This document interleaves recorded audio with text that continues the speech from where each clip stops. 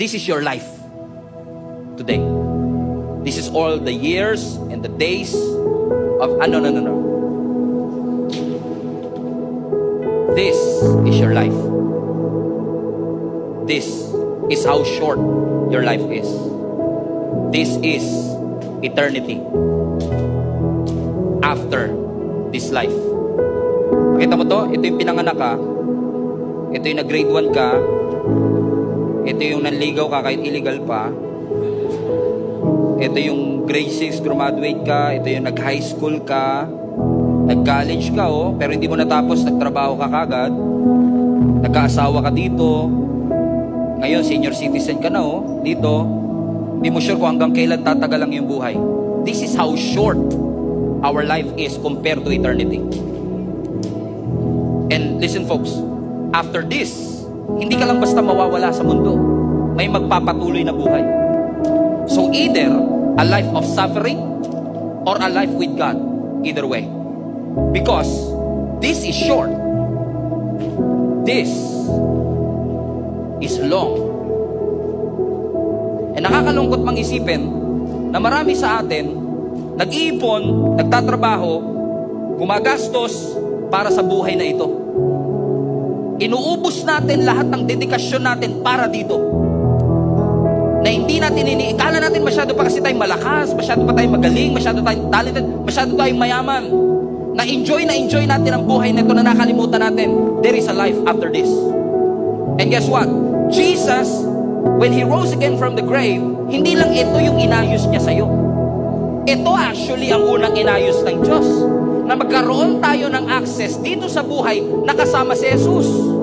Pero minsan, inayos ni Lord ito, pero tayo, nakafocus tayo dito. Lahat ng pananaw natin sa buhay, desisyon natin sa buhay, lahat patungkol dito.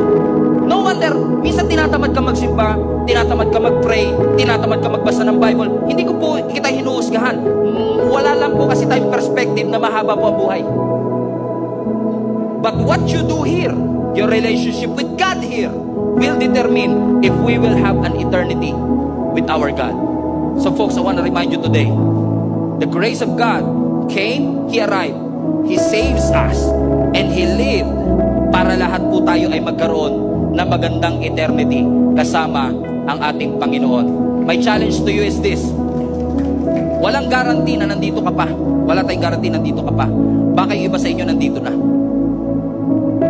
Kasi walang pinangako si Lord na bukas may extend pa to. So hindi natin alam kung nandito na ba tayo. Yun ang nakakatakot sa death. Hindi natin alam. Malakas na malakas pero kinabukasan kasama mo pa, kumakain pa kayo, hindi mo alam.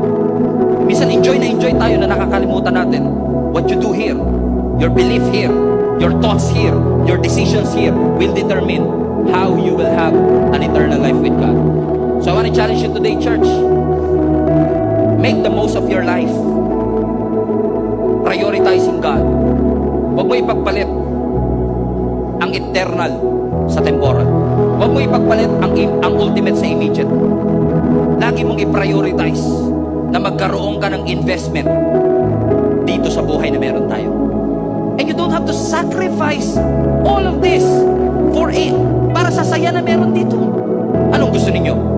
Masaya po kayo dito, pero magsisisi kayo rito?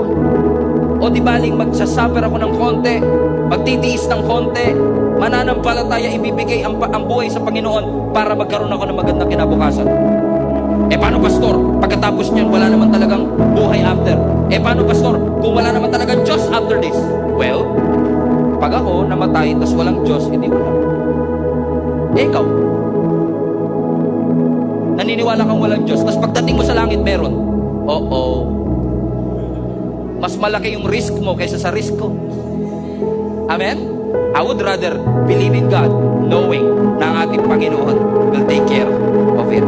Jesus is indeed alive. Palapakan natin ang Panginoon.